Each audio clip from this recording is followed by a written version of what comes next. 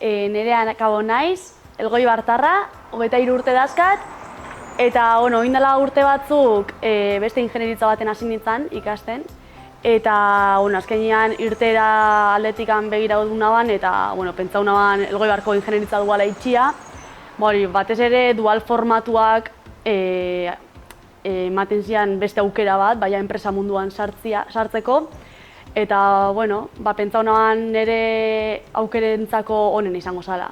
Lehenengo mailan inaban kurtso bat, teknologian inguruan, eta pentsatzet horrek asko lagundu diala ezagutza basikoak lortzeko enpresara begira ezagutza horiekin hasi ahal izateko.